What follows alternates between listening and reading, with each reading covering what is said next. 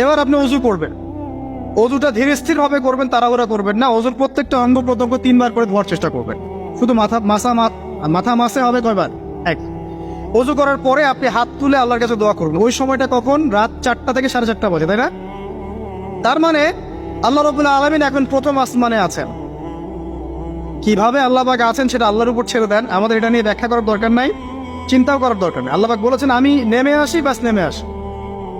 এত বেশি বুদ্ধিজীবী হওয়ার দরকার নাই। খুব বেশি বুদ্ধিজীবী হয়ে গেলে আমার মানুষ খেয়ে হারিয়ে ফেলে। অত দরকার নাই, শুনেছি মেনেছি, ব্যাস যথেষ্ট।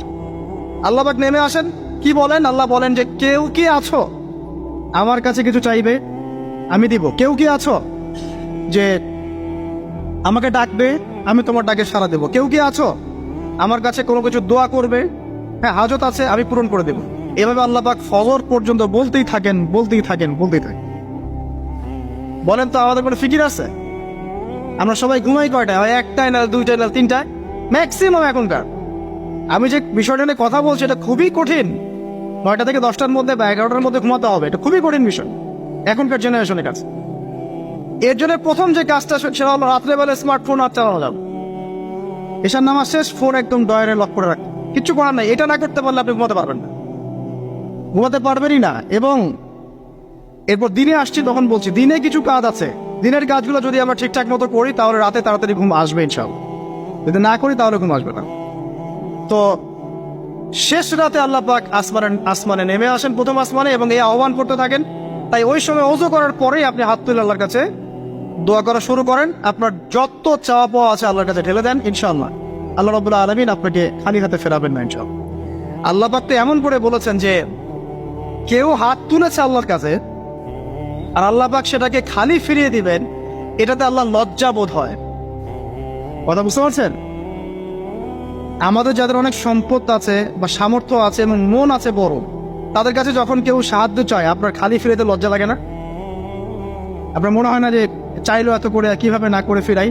আছে না এমন মানুষ? আছে না? আসলে দান সৎকা করার জন্য সম্পদ লাগে না, দান সৎকা করার জন্য মন লাগে। কি লাগে? মন লাগে। দেখবেন অনেক কোটি আল্লাহ আছে মানুষ দান সৎকা করতে পারে না, জাকাতই তো দেয় না, দান সৎকা করবে কি? বাংলাদেশে যত কোটিপতিগুলো আছে সবার থেকে জাকাত নেওয়া শুরু করলে এদেশে কোনো দারিদ্রতা বলে কিছু থাকবে না ইনশাআল্লাহ, থাকবেই না। এটাই বাস্তব। কে উদ্ধার করবে সেই টাকা? ইমাম মাহাদি আসলে করবে ইনশাআল্লাহ, ঈসা ইবনে মারিয়াম আসলে করবে ইনশাআল্লাহ। তখন কে জাকাত না দিয়ে পার পায় তাই দেখা যাবে। একটা ব্যক্তি পাওয়া যাবে না জাকাত না দিয়ে পার পায়। অবশ্য তখন এমন একটা যুগ আসবে যে মানুষ জাকাতের টাকা নিয়ে ঘুরবে, কিন্তু নেওয়ার মতো মানুষ নাই, সবাই সচ্ছল। আল্লাহ পাক সেই সুদিন ফিরায় আনুক, আমিন। এটা বলছিলাম যে সৎকা করার জন্য মন লাগে, আবার টাকা লাগে না। এখন আসেন, কেউ যদি আমাদের কাছে এভাবে চায় আমরা খালি ফিরাতে লজ্জাবোধ করি। আল্লাহ পাক বলছেন যে আমার কাছে যখন বান্দা কিছু চায় তার হাতটাকে আমি খালি ফিরাই দেবো, এটাতে আমি লজ্জাবোধ করি। দোয়া করলে কয়েকটা বিষয় একটা হবেই, হয় আপনি সাথে সাথে সেটা পাবেন, না হলে একটু দেরিতে পাবেন, না হলে আল্লাহ পাক সেটা জমা করে রাখবেন পরকালের জন্য। পরকালে যখন আপনি দাঁড়াবেন আল্লাহর সামনে, আল্লাহ বলবেন দুনিয়াতে তুমি এই বিষয়গুলো চেয়েছিলে, আমি দুনিয়াতে দেই নাই, পরকালে তোমার জন্য সঞ্চিত রেখেছি, এখন না। তখন মানুষ কি বলবো জানেন? আমরা বলবো যে আল্লাহ দুনিয়াতে কিছুই যদি না পাইতাম আজকেই সব দিতে, তাহলেই হবে। তো বেশি বেশি দোয়া করার অভ্যাস তৈরি করেন, বেশি বেশি দোয়া করেন। দোয়াই ইবাদত, আর দোয়া বলে ইবাদত, দোয়াই ইবাদত। দোয়া করতে থাকেন, ইনশাআল্লাহ দেখবেন আল্লাহর সাথে আপনার সম্পর্ক গাঢ় হবে। যার সাথে আল্লাহর সম্পর্ক যত বেশি গাঢ় হবে ইনশাআল্লাহ সে তত বেশি পরকালের বাসিন্দা হবে, দুনিয়ার বাসিন্দা কম হবে। আল্লাহ পাকে নূর এবং মারিফত সে অর্জন করতে পারবে ইনশাআল্লাহ তাআলা। এবারে আমরা কি করব? এবার মিনিমাম 2 রাকাত নামাজ পড়ার চেষ্টা করেন। রাতের সালাত 2 রাকাত করে আপনি 2, 4, 6, 8, 10, 12, 20 পড়তেই থাকতে পারেন, কোনো সমস্যা নেই। কিন্তু মিনিমাম 2 রাকাত নামাজ তাহাজ্জুদ আপনি পড়ার চেষ্টা করেন। পড়া যাবে না? আর নামাজটাকে তাড়াহুড়া করবেন না, কাইন্ডলি আল্লাহর ওয়াস্তে তাড়াহুড়া করবেন। রিল্যাক্সে কিরাত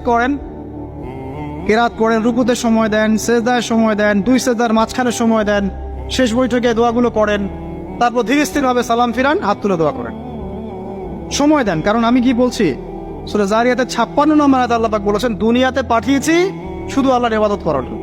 তো যে কারণে এসেছি এটাতে এত তাড়া কিসের? অনেক মসজিদে নামাজ পড়লে মনে হয় ইমাম সাহেবকে বলি যে আপনার কি পেশাব পায়খানার চাপ নিয়ে নামাজ পড়ান। এমন অনেক মসজিদে নামাজ পড়েছি, মনে হয় যে ইমাম সাহেবকে ডেকে একটু কানে কানে বলি যে ভাই আপনার কি পেশাব পায়খানার চাপ আছে। মানে 4 রাকাত নামাজ 3 মিনিটে শেষ, 4 রাকাত নামাজ 4 মিনিটে শেষ, এত তাড়াহুড়োর কি আছে? হ্যাঁ, জামাতে নামাজ সংক্ষিপ্ত করতো, তাই বলে কি এত সংক্ষিপ্ত নাকি রুকু করার টাইম পাওয়া যায় না, সিজদা করার টাইম পাওয়া যায় না? নামাজে ধীর স্থিরতা এবং খুশুটা খুব ইম্পর্টেন্ট। নামাজে কোথায় হাত বাঁধলেন এটা নিয়ে তর্ক না করে নামাজের একাগ্রতা মনোযোগ কতটুকু আসছে এটা নিয়ে তর্ক করেন। ভিতরের রুহটাই আসল, আধ্যাত্মিকত্বটাই আসল। হ্যাঁ, একজন ভাই হাত বেঁধেছে মনে করেন এখানে, কেউ বেঁধেছে এখানে, এটা নিয়ে ঝগড়া করে দেখেন নামাজে কতটুকু ফোকাস মনোযোগ কতটুকু থাকছে, কতটুকু নামাজে আপনি দোয়া করতে শিখছেন, সেজদায় আল্লাহকে পাইতে শিখছেন। নামাজ পড়ে কি ফিল হচ্ছে যে আমি আল্লাহর সাথে কথা বলছি, আল্লাহ আমার কথা শুনছেন? আমরা তো মেকানিক্যাল নামাজ অভ্যস্ত এখন। মানে দুনিয়ার কাজের চাপ এত বেশি, জাস্ট মসজিদে যাবো, ঢুকবো, বেরো, চলে আসবো, হাজিরা দিতে আসছি মনে হয়, সিগনেচার করবো, চলে যাবো। আপনার এত তারা কিসের ভাই? ওমা খালাকতুল জিন্না ওয়াল ইনসা ইল্লা লিয়াবুদুন, শুধু ইবাদত করার জন্যই সৃষ্টি করেছে তোমাদেরকে। তো মসজিদে তো তাড়াহুড়া কেন? রিল্যাক্স থাকেন, মসজিদে রিল্যাক্সে নামাজ পড়েন, সময় নেন। ফজরের নামাজ পড়ার আগে আপনি বাসার থেকে 2 রাকাত সুন্নত পড়ে আসতে পারেন, এটা আরেকটা ভালো আমল। কারণ নবী সাল্লাল্লাহু আলাইহি ওয়াসাল্লাম সুন্নত নামাজগুলো কি করতেন? বাসায় করতেন। এতে বাসার মধ্যে বরকত হবে, শয়তান দূর হয়ে যাবে। চল, এই যে তাহাজ্জুদ আপনি 2, 4, 8, 10 যত পারেন পড়েন, মিনিমাম 2 রাকাত পড়েন, ধীর স্থির ভাবে পড়েন। নামাজ শেষ করে আবার আল্লাহর কাছে দোয়া করেন, দেখবেন যে ইনশাআল্লাহ আপনার দোয়া কবুল হবে। আর দোয়া যে কবুল হয় এটা আপনি নিজেই বুঝতে পারবেন, নিজেই বুঝবেন, কারো কাছে দেওয়া লাগবে না। এবার ফজরের সালাতের সময় হয়ে গেল, আজান হচ্ছে, আজানের জবাব দিব, দিয়ে ব্যাস হেঁটে হেঁটে মসজিদ, প্রত্যেক পদক্ষেপ হেঁটে যাব আর দোয়া করব। কি দোয়া করব? যে আল্লাহ আমাকে নূর দান করুন। কি দান করুন? আল্লাহুম্মা ইজআল ফি কলবি নূরা ওয়া ফি লিসানি নূরা ওয়া ফি সামঈ নূরা ওয়া ফি বাসরি নূরা ওয়া আন ইয়ামিনি নূরান ওয়া আন শিমালি নূরান ওয়া মিন ফাওকি নূরা ওয়া মিন তাহতি নূরা আল্লাহুম্মা ইজআল ফি নাফসি নূরা। মানে এর অর্থ হচ্ছে আল্লাহ আপনি আমার ডানে বামে সামনে পিছনে শরীরে আত্মায় দেখে সবখানে আল্লাহ আপনার নূর দান করুন।